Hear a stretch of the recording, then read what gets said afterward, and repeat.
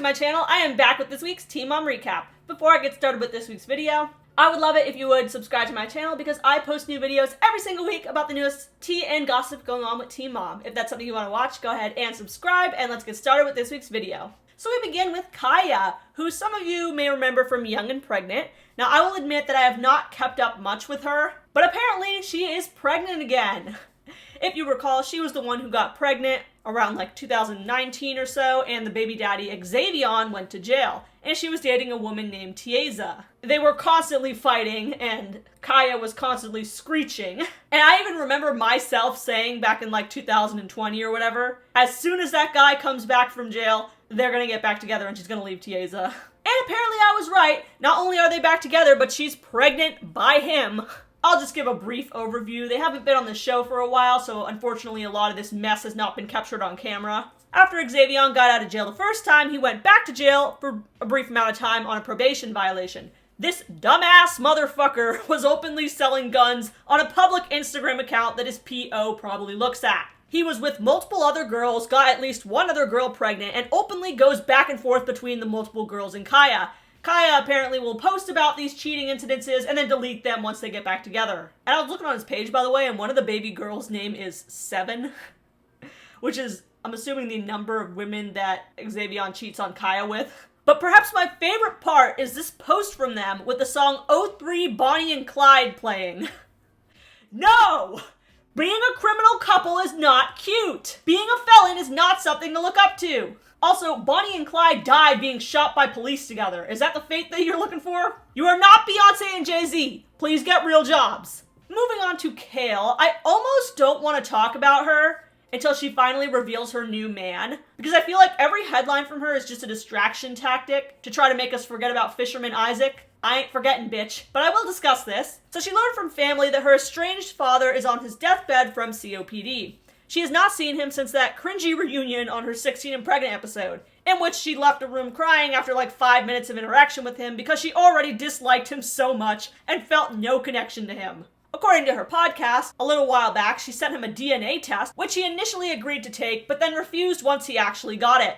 We can only assume that he sold that shit on Facebook Marketplace the second it hit his doorstep. And like, really, Kale, was a DNA test really necessary here? Let's read this article by the Ashley's Reality Roundup. Kale claimed that she and her sister Michaela have been told different things by their father, and because of that, she feels like he owes explanations to them both. She also admitted that she's mad at her dad, before going on to mention that she allegedly has other siblings by him that she's never met. I also never got to meet any of my siblings from the Philippines. Like, I know that will never happen. Not that it would have happened if he was staying here. The Philippines? Was he in the military? Siblings plural?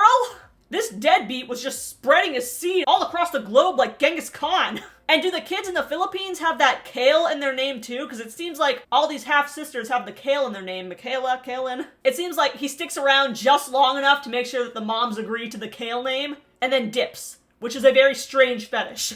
I mean, I don't know if he does know them, but why didn't you try for them either? I want to know how someone walks through this earth and does the bare minimum to get by in life, and you procreated multiple times and you don't care. I mean, you could ask some of your co-stars that same question. Has Amber been on the pod yet?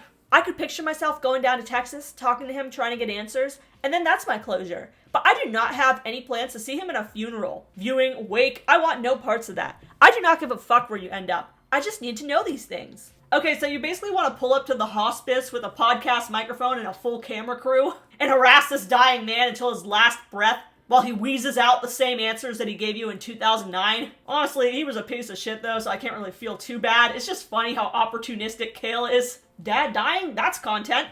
Next up, David and Jenelle met up this week to divide their assets in their divorce. Here's what the Ashley's Reality Roundup reported. Jenelle gets the house and land and all the furniture in it. However, David gets the metal and wood shop on the land that he used to make like 6 knives in 2019. Jenelle gets the she shed. David gets the malfunctioning shit boat. He also gets the BMW that Jenelle is currently in possession of, but David, will have to take over the payments. He also gets to keep his truck. Jenelle gets the other car and 1 motorcycle. Why these people have so many methods of transportation, cars and motorcycles, despite having nowhere to be, is beyond me. David was awarded nearly all of the couple's other cars, motorcycles, ATVs, and motorized toys. David even gets Janelle's wedding ring, and Jenelle has to pay him $30,000.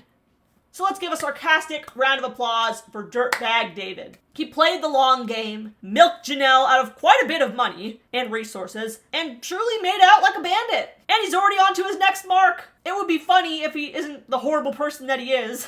Next, let's look over at Jenelle's Twitter to see her reaction to this news. Or actually, let's look at Kenley's Twitter first. Y'all, David got his rake back.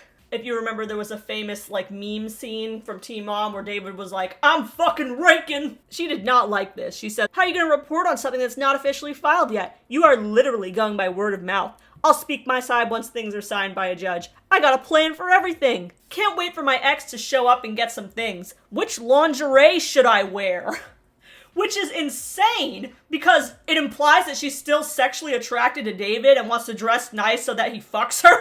Why is you still wanting him back like a flex? He already got what he wanted, which is the money and the motorcycles. Your role is done, girl. Kenley said something about maybe she should wear her work clothes too, which is like a dig at Jenelle doing OnlyFans. Someone said, "Yuck, where's your self-respect?" And she said, "You can find it all here with a link to her OF. You've got jokes? So do I. Just wait." Someone said, "Kenley won the prize of a lifetime," which I don't know why they would say that. This person's username is dropping loads. That definitely is a load of bullshit. And Jenelle said, "He won garbage." 30K is not garbage, girl. And that is about it for this week's video. What do we think of Kia's pregnancy? What do we think of Jenelle's divorce? Do we think that David made out like a bandit? Or is it all just garbage? Also, I'm gonna try doing a couple other videos this week, maybe not particularly related to Teen Mom, but like YouTube moms or unexpected moms. I really want to try to branch out since some of these moms are being kind of boring. Let me know what you think of that down below. I don't plan to stop making Teen Mom videos, but maybe do like additional ones. Maybe twice a week, we'll see. Leave a comment down below and make sure to subscribe for more Teen Mom recaps every week.